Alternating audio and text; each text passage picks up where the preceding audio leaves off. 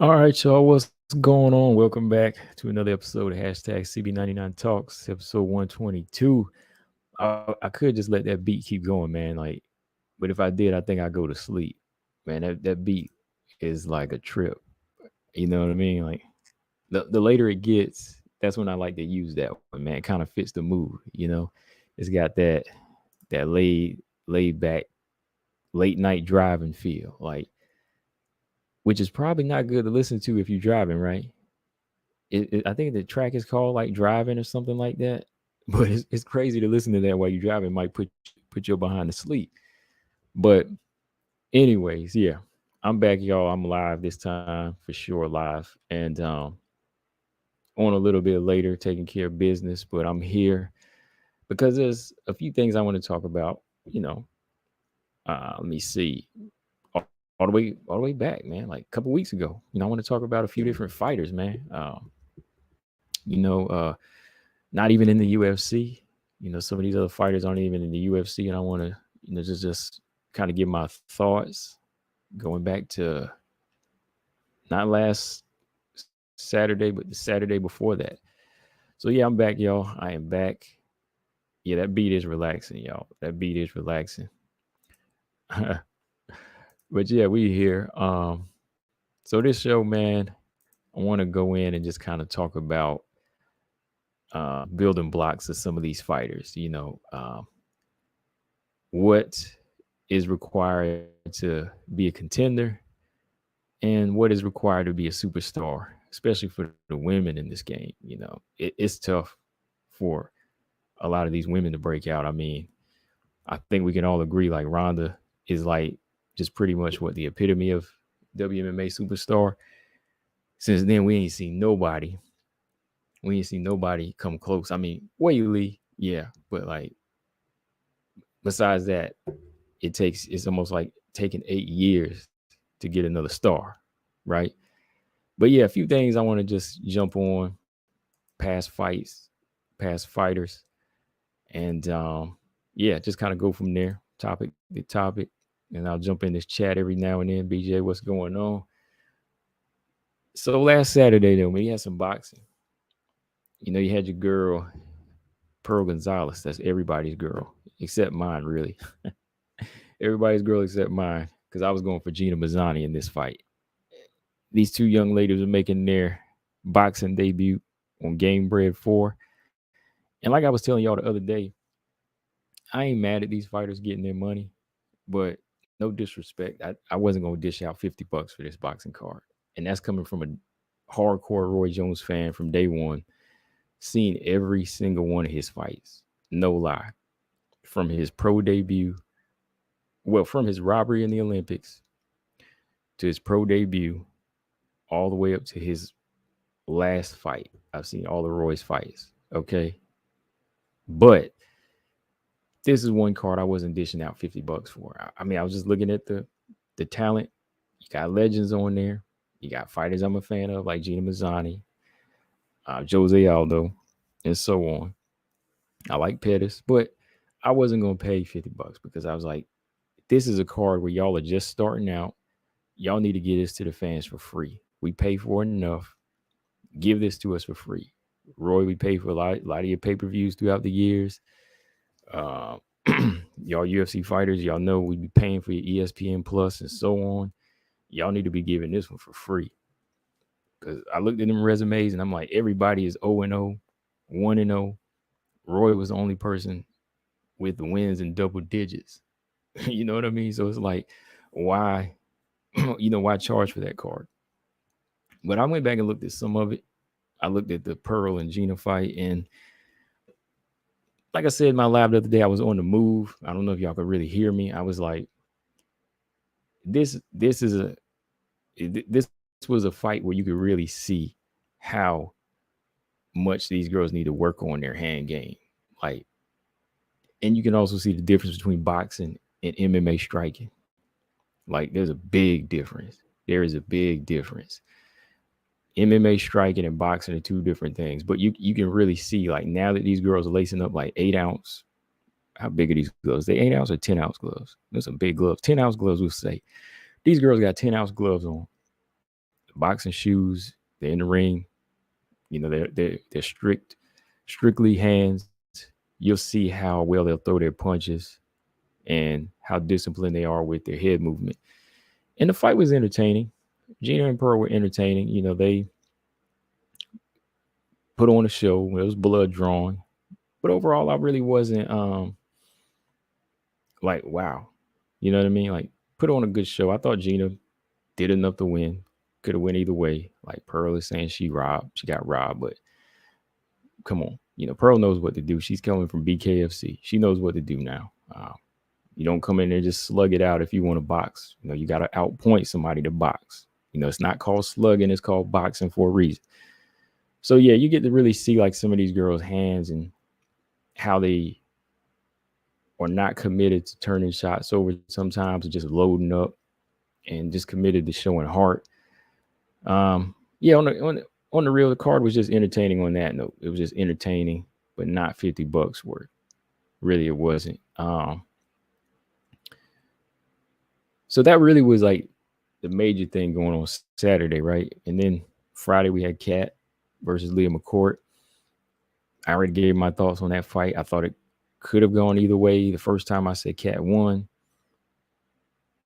Leah McCourt, I could have seen her win the second time around. I watched it, but it wasn't really like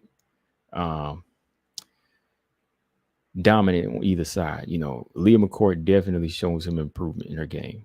Much improved. I like it.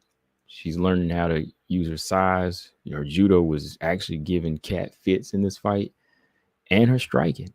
BJ, I'm going to say it again. That was a knockdown. Leah McCourt put that right hand square on Kat's chin and she fell back. I mean, it was off balance, but it was a knockdown. Six said Roy Jones is living his best life. Yeah, I guess so, man. I guess he is, man. He did ruin himself, Darby. He did ruin himself by going up to heavyweight or coming down from heavyweight. He should have retired after heavyweight. Fought Mike Tyson and then called it quits. Robot said, good to hear from you, Combo, the voice of reason. Oh, yeah, appreciate it, man. Now I like to jump on here and give y'all some truth, with reason. No, every now and then we might get a little emotional because this is, well, not emotion. I like to call it passion. Like, if you can hear me get hyped, it's passion. It's passion. Like, I always associate being emotional with just being a crybaby or something, or like being a simp for a fighter, I show passion. BJ shows passion. I ain't going, BJ shows passion. BJ ain't emotional on it like that. I think BJ shows that hard passion though. Or he might say different. I don't know. I can't speak for him. But yeah, that was a knockdown. Clearly, McCourt got a knockdown. And she got a couple good takedowns. I think the blood won Kat the third round.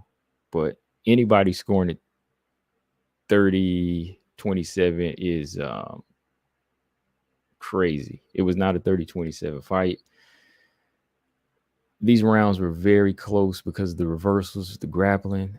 And I'm not going to lie, man, I was really impressed and entertained with the grappling. Me being a striking fan and a boxing fan, I love the the exchanges. I love the reversals in this fight. Like I loved Leah McCourt's judo, and I love Kat's tenacity on the ground. Like when she looked like she was in trouble, boom, she would be turning from the rear naked into the guard of Leah McCourt. You know, a lot of good hip control from Kat. Kat's strong. She was just dealing with a big fighter. She was just dealing with a big girl. Leah McCourt was looking huge in there, probably because Kat was small. Because usually she looks small to me. And Leah's not even all that like big. Like she's just tall and long, kind of like Montana. I told BJ that I think she reminds me of Montana, like her build from the neck down, like she's built like Montana. Um, Darby said Leah won the first and third, 30-27. Zagano was ridiculous. It is. Yeah, that's what I had it the second time I watched it. Darby, I said that first round could have went to Leah because of the clinch control. Kat was looking like she was having trouble getting off the cage in the first round. And then the third round, she got dropped down. Kat got knocked down, BJ. Marcus Bell was up. Yeah, the grappling was beautiful. The grappling was beautiful in this one, man. I like the grappling. I enjoyed the fight. But on that note, outside of this fight, it wasn't like entertaining to where it's going to lead to something big, because I don't know if Kat's going to get her title fight. I don't know if she's going to get her Chris Cyborg fight. I don't know if Chris Cyborg gets done. I don't know if the title is vacant. What's going to happen? What is it? You know, she says she signed a Bellator to become a champ. Is she? I don't know. But I want to see it at this point. I still think Chris is going to win the fight, but all in all, let's, reality, Kat deserves title shot. And not saying Chris is not giving it to her, but whatever the situation is, they need to just make it happen. Because any hype I had for it from last year is gone. Just all truth there. I'm not really at hype for it. Marcus Bell, what's up? I just, for her sake, want her to see her get it since she's already 40. That's where I'm at. I'm more doing it more for her, more her sake at this point. Leah McCourt, I don't think it was a bad thing for her to lose this fight. I think that was a good sign because she can grow from this. She gave a veteran trouble in there. Her hand game is improved. And that's what I've been asking. Improve that striking, start working, and don't be afraid to let them hands go. This girl's got reach. She's got reach in there. So yeah, not a bad fight at all. Bellator, for a division that's lacking some featherweights, it came through on this fight. And there was some other girls on this fight. I'm about to talk about some of these other fighters a little bit, man. There was Mackenzie Stiller. I'll probably talk about another video because I didn't really prepare for it. But Mackenzie Stiller got a submission win over Maria Henderson, Benson Henderson's wife. It's a strawweight fight. The girl Randy Field beats Ashley Cummins by decision. She looking to move down to strawweight. She wants Bellator to have a strawweight division. I'm like, should they have a strawweight division? Yes or no? Do they have enough fighters to make a strawweight division? I'm not sure. Can they afford to sign them? I don't think so. What do y'all think? Like, can they afford to sign about 20 or 15 girls to make a strawweight division over there? I don't know. Sage said none of these women are beating Chris. No, I don't think so. Chris and Nunes rematch. Man, that thing is just like a dream now. You know what I mean? The fight's just really like a dream. Samiko Inaba took on Randy Field at flyweight, I believe. Yeah, that was a while back. She got submitted. And I remember her saying that weight didn't really suit her and she wants to move down to 115. So maybe she could do a couple more fights here and fight out her contract, move to the UFC strawweight division. That might be her best bet at this point. That might be really her best bet because strawweight is really people know strawweight because of UFC's division, really, or ONE FC. So I think she probably want to go to Invicta FC, get in some fights. I mean, she's only 2-0 right now. She can grow from that. So yeah, they were on there on a prelims card. Who else was on that card? Pam Bam. Pam Bam. Got to look out for Sarah Collins, y'all. Young 4-0 judoka. She handled Pam. I think Pam hurt her arm when that last toss came in. I think Pam just kind of came up short here because the style, like BJ we were talking about. I think the style played in. Some of these ground fighters, they can really dish it out on her.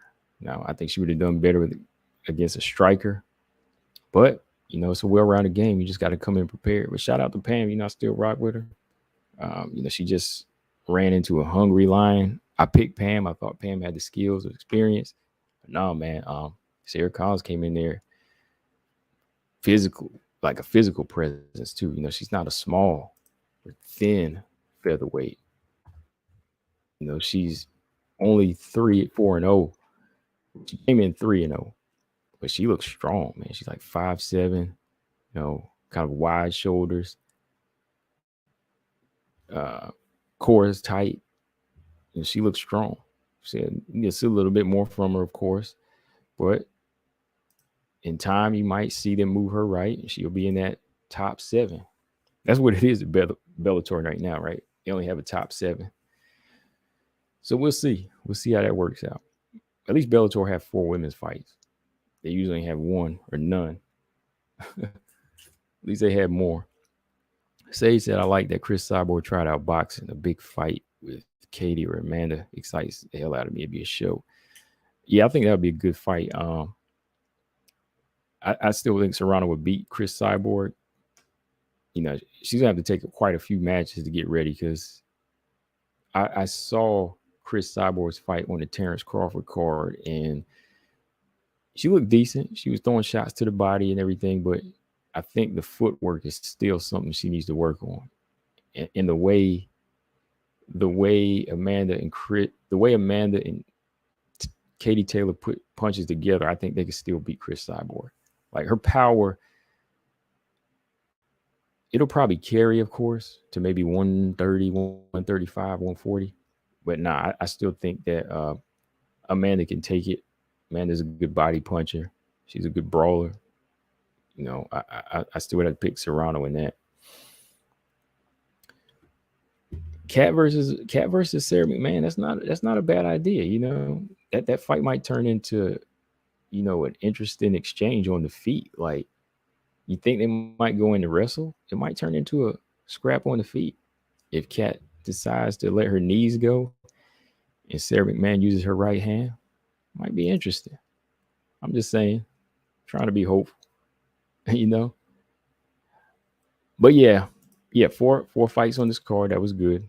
4 fights on this card. That was entertaining. They were all entertaining, man. And that's what I said about the young girls, Darby. Like, I look at stuff like that. The girls were like 1-0, 0-0 coming in, but Randy Field and Mackenzie Stiller, they're the future of the strawweights. If they go to the Invicta, they go to UFC next. Keep an eye on Mackenzie Stiller. Like, she was tough, man.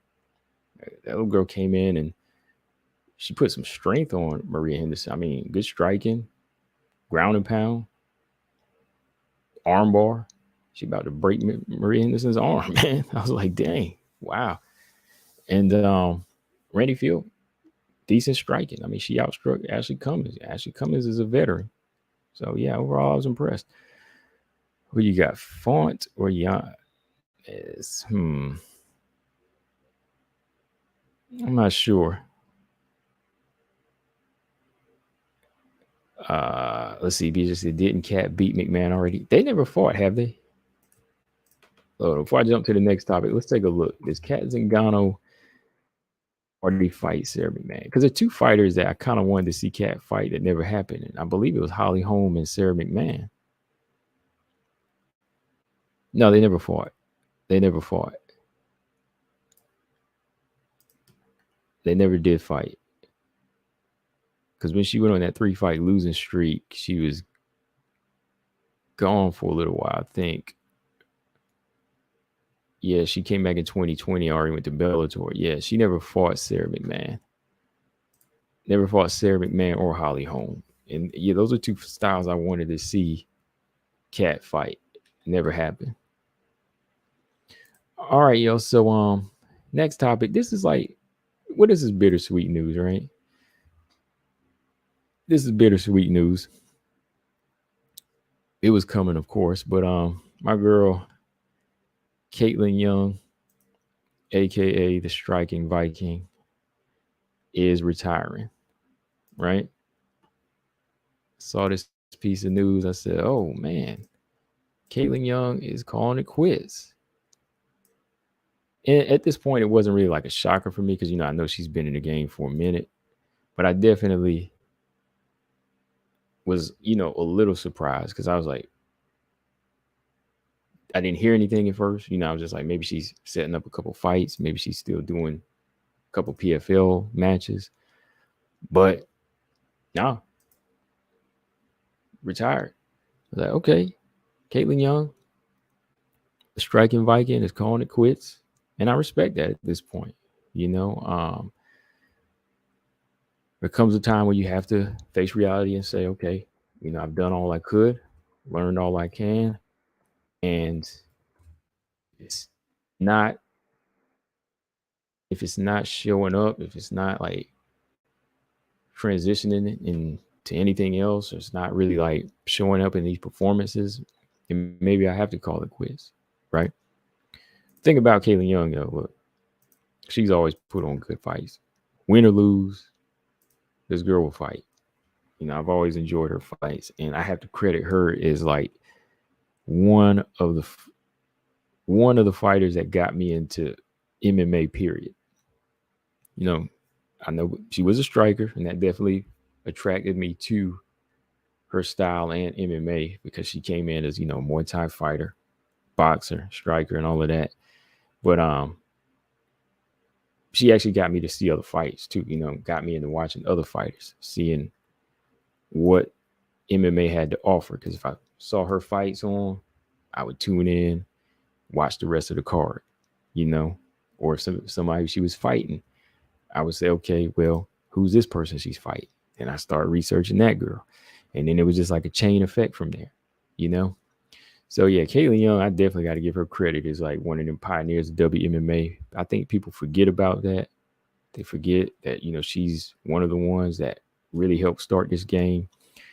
She's been fighting, I want to say, since 2007.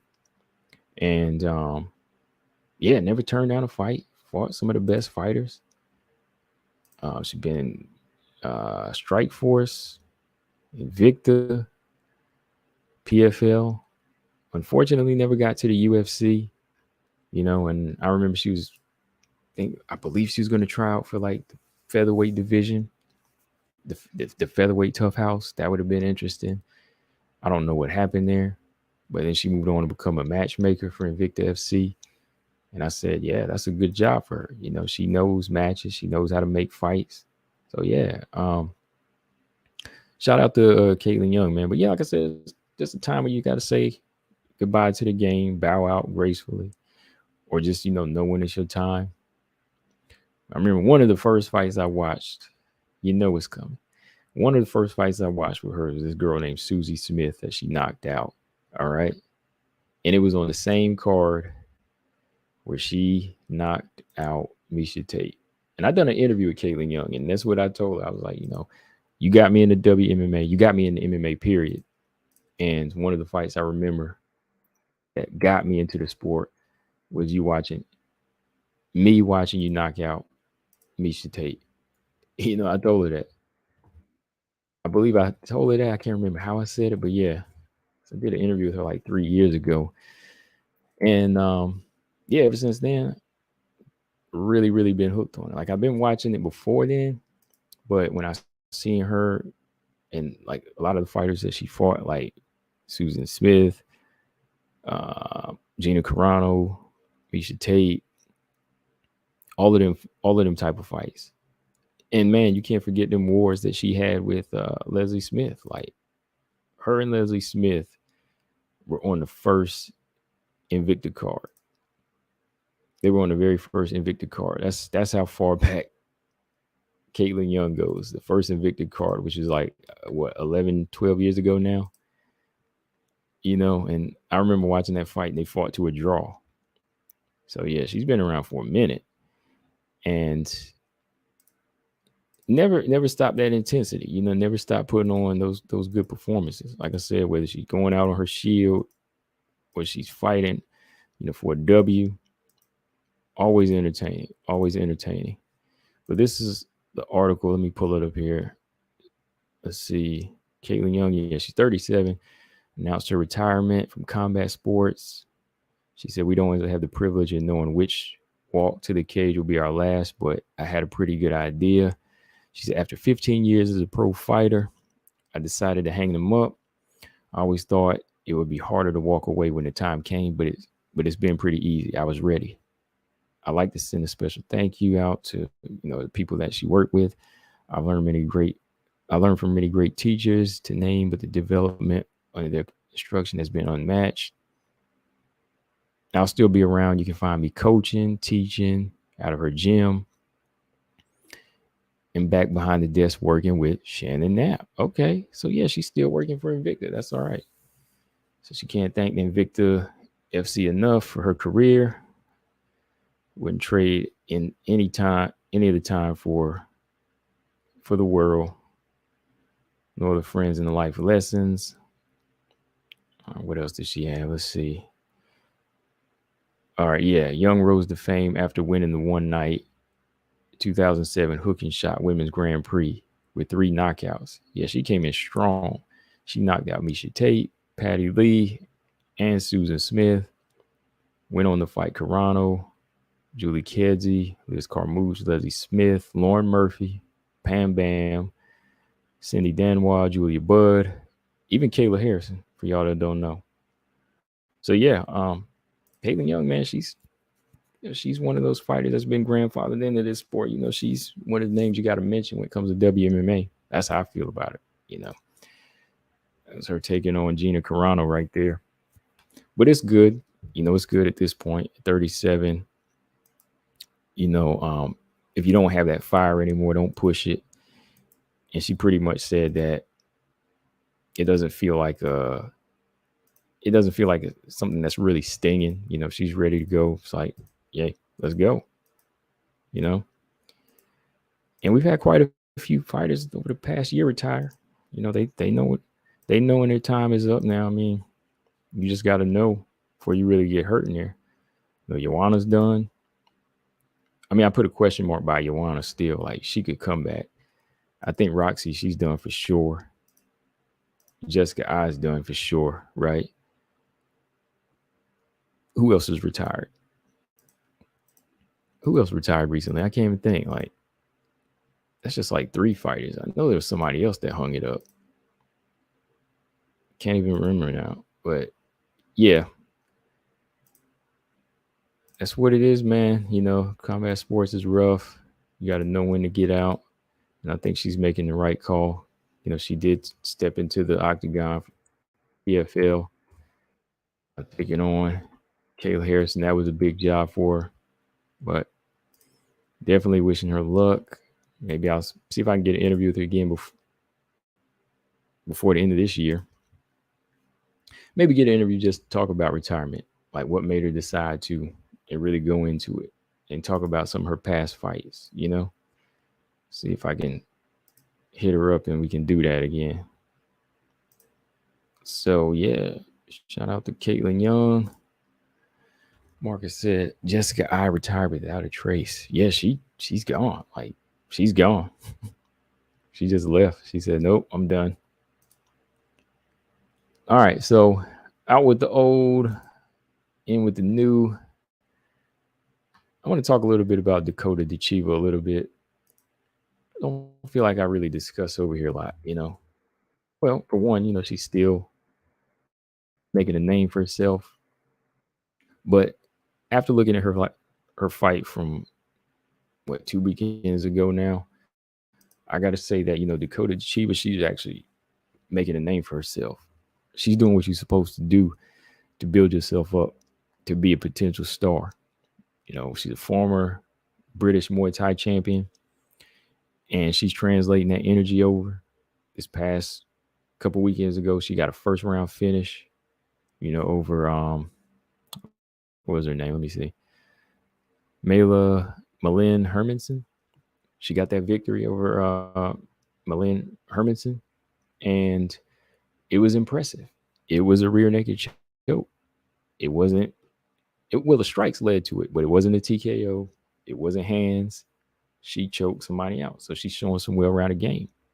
She improved to 8-0, and that's what we want to see. We want to see a little bit of well-roundedness to Dakota Ditcheva before people, try to say, "Oh, she's only one-dimensional and this and that." We want to see her do a little bit more in there, and she's doing that. One thing she does is, she talks. Like, she ain't really like a loudmouth, but she's a killer. She's a killer in there. She goes after it.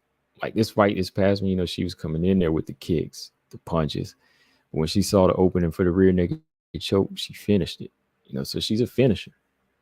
I know it's still an early 8-0, but she's coming in there with that brutal energy, like some of these other fighters like Tyler and Manon. But I have yet to see before I can really compare to those fighters. Maybe if she wins a belt for PFL, wins like a tournament, maybe we'll say, okay, maybe she is that next one. Because I know the UFC is going to be looking to sign her. But she's got like an energy about her. She's got a country behind her, Britain. She talks, like I said, she likes to be in front of the camera. She's entertaining. Guys like her. So I think like she has that potential, like even more so than Kayla Harrison, in my opinion. I think Kayla, no disrespect, she's just a little rough around the edges for most people, especially with how she talks. Dakota's a little bit more coming with that just confidence and not just delusional talk. Like, she's not calling out Alexa Grasso or Valentina. Dakota is just making her way up. She's a little bit more humble than that. But when she gets in there, she's a killer. Off of what I've seen in her 8 fights, So, yeah, I think that she has like potential to be a possible star in WMMA. I think that PFL is like a stepping stone. I think it's like a stepping stone for her. But eventually, when the UFC starts really looking and maybe she fights her contract out, she'll transition over. And I think she'll become more popular than a lot of the other ladies. Robot Chicken said you should do more interviews. Yeah, I haven't really felt like it. Because sometimes, when you reach out, time is off. And yeah, just because of that, like, seem like when I'm talking, people like to hear me a little bit more than when I've done interviews. I mean, I have fun doing the interviews, but it just seemed like sometimes people tune in when I'm not doing an interview more because I want to hear me more, which is crazy. I mean, I'm not complaining. I mean, I'm definitely not complaining about that. I appreciate that. But maybe I will. Like, maybe I will do one with her if I can get her back on. Kaitlin Young, now that she's retired, I like to talk to her. But other than that, yeah. It's time for the new class of WMMA fighters to bless the octagon. Yeah, 6. I think Dakota is one of those fighters. Like, what do you think of Dakota 6? Like, you said WMMA is evolving fast. Like, Dakota has like superstar potential. Like, what do you think of her? Like, Dakota has a look. She's a stand-up fighter, but she can still submit you. You know what I mean? Like, what do you think? Mark said Dakota for me is in a good spot to grow. Yeah, she's in a good spot to grow. Where she's at is perfect. PFL is gonna market her. They're gonna bring in fighters to fight her. And yeah, 6 says she still needs work. Yeah, she needs work as a fighter, but as far as like entertainment and getting eyes to look, I think she has that. Her character, she kind of carries herself, with confidence, and men are looking at her. You know what I mean? So she has that going for her. But yeah, she definitely has to grow as a fighter. But yeah, she has potential to be a big star, I think. So with Britain behind her, yeah, they're gonna push this girl. But like I was saying, yeah, PFL is that stepping stone, and it's good because, like I said, they'll keep bringing in fighters to fight her, and eventually, she'll fight somebody, maybe like Desiree Yanez or Helen Peralta, or what's the other girl name? Kaitlin Neal. Some of them girls, and she finishes a few of them girls, and people are gonna be looking. They're definitely gonna be looking to build her up. When she fights out of that contract, at the UFC, what joining with WWE, they're gonna be looking for characters. They're gonna be looking for characters and stars now. So yeah, she's gonna be coming in, bringing forth energy. Yeah, so UFC potential, I think potential she has it when it comes to being a star, but yeah, definitely she's still got work to do. Marcus said one thing that I like from Dakota, other than her striking, is that she's working on the ground game. Yeah, her ground game looks pretty, good for her level, for a striker, for a Muay Thai fighter, to be more specific. Most Muay Thai fighters, they don't want to take it there like that. Like, did Joanna ever humble herself and really work on her grappling like that? Maybe in the gym, but like, how many people has Joanna submitted in her career? Like, did she come in really well rounded? She came in with great takedown defense. So yeah, she came in well rounded, but let me see how many submissions she had already. I want to say none. No, she had one. Joanna submitted one person about 11 years ago. Yeah, Joanna got one submission in her career 11 years ago. Other than that, she's finished people with her striking or decision people with her striking. So it's nice early on to see somebody like Dakota, grab them reins and say, look, I got to become a well-rounded fighter. Let's work on the ground game, not just takedown defense, but let's work on our jiu-jitsu, And I'm not trying to say she's becoming the next Valentina yet, but that shows potential. That shows potential that she can submit. Of course, gotta give her a few more fights. I want to really see how that ground game looks. Give me a few more submissions, then I'm gonna really say this girl's been working. But so far we see it's early in her career. She's doing what she's supposed to do, right? All right. Moving on to another fighter that continues to talk. We talked about her. Just so y'all know, that's Dakota Ditcheva. In great shape too. She comes in great shape. She is a flyweight. Kind of her build kind of reminds me of like if Joanna was at flyweight. She'd be more so ripped like that and physically strong. Like Joanna might carry more power up, and she might have actually taken more girls to the ground a bit more physical if Joanna was on the ground like that, right? She kind of built like this. All right. Okay, this is everybody's girl right here, Maycee Barber. Maycee Barber. Talking about these building blocks for these fighters. We already know she wants to be that star. Now with the WWE pushing, she's gonna have some good scripts if they go that route, right? Maycee Barber's already kind of got a WWE attitude. But right now, in my opinion, what I've seen in Maycee Barber her last few fights is a fighter with a lot of potential, but definitely not a full-on threat to champion or anybody in the top 5. That's just my opinion. Like Maycee's got the right idea of growing. Number 1. Number 2, she likes to fight. She'll fight all 3 rounds even when she's losing. She's that tough. Number 3, she's 24 years old. She has a lot of room to grow. So to me, there's really no reason for her to rush it again and say, I want to fight Grasso. Now that she knows she has the belt, it's almost like it's urgent that I got to get back at her now because I think I can beat her because I fought her once. No, it don't work like that. Grasso is on another level right now. Grasso surpassed her. Even in the first meeting, Grasso showed that, hey, my skills are better. My ground game is better. I'm stronger. You know what I mean? So Grasso's growth is just surpassed her. I think Maycee, she's still young in the mind. So hers is going to take a little bit more time and more humbling. Maybe humbling in another fight, or maybe humbling in just in the gym. So when she gets into the next fight, she'll be better. Right?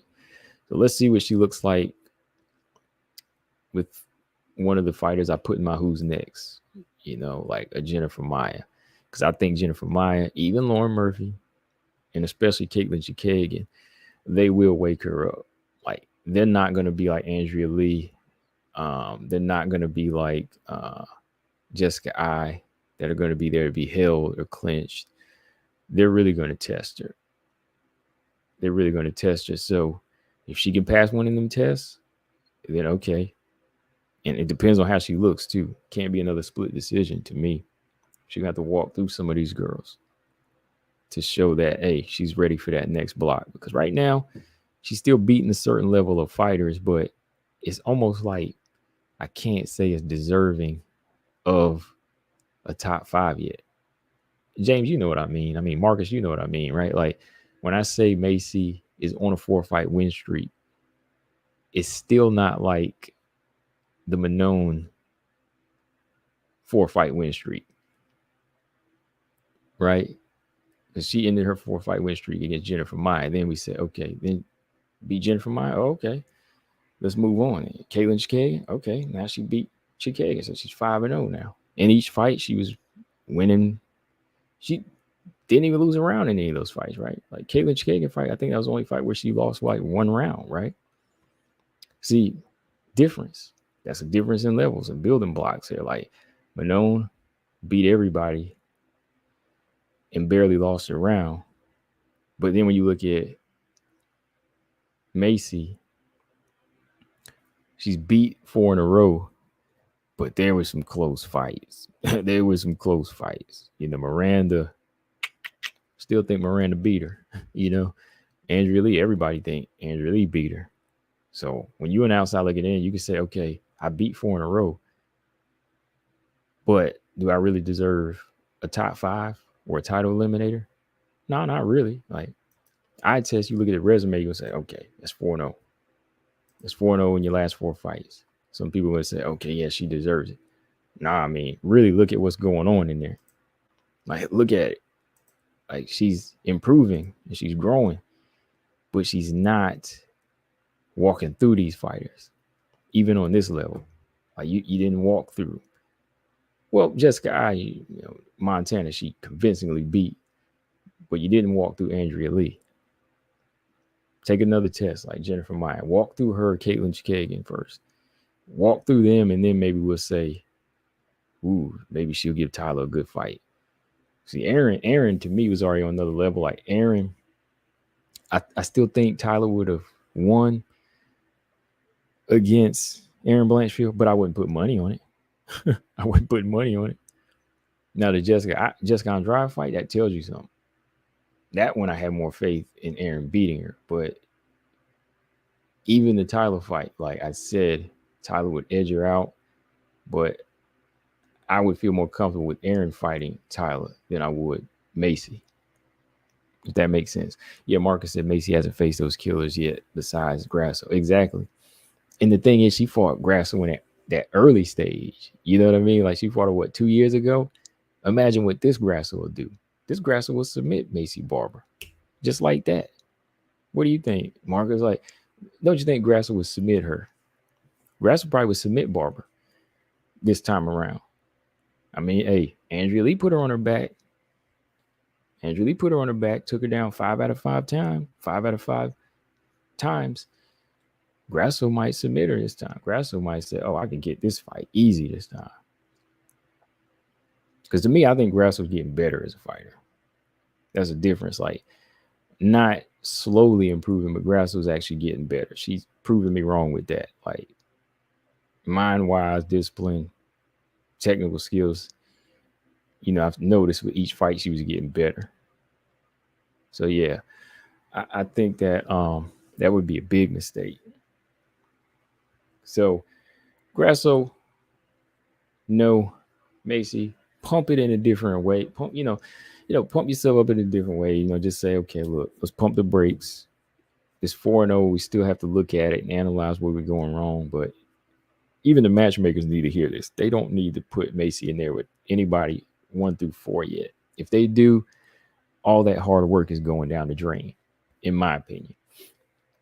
Put her in there with Tyler, it's a wrap.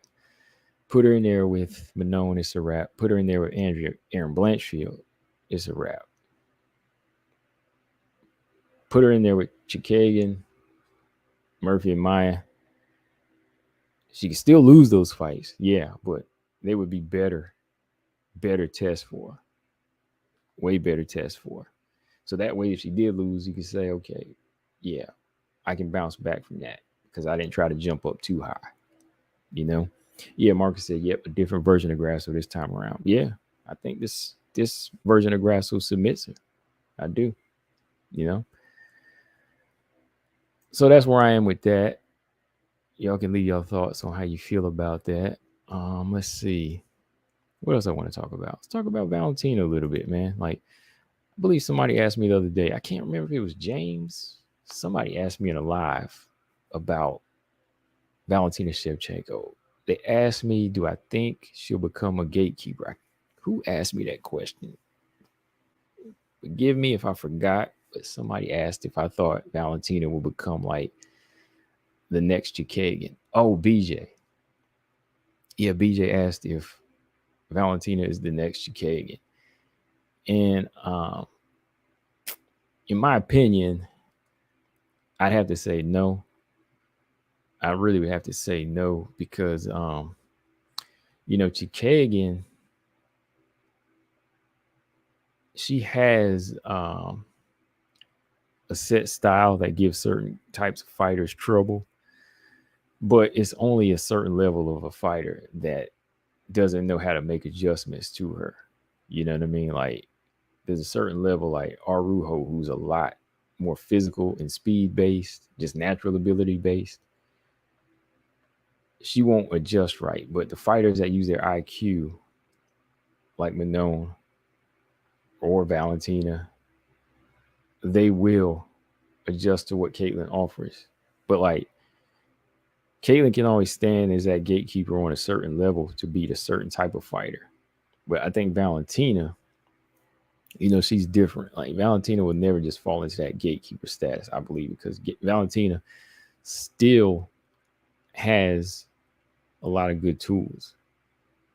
And the thing is, like, she got a little bit comfortable or complacent using the same tools in her last title defenses, successful title defenses. But if you think about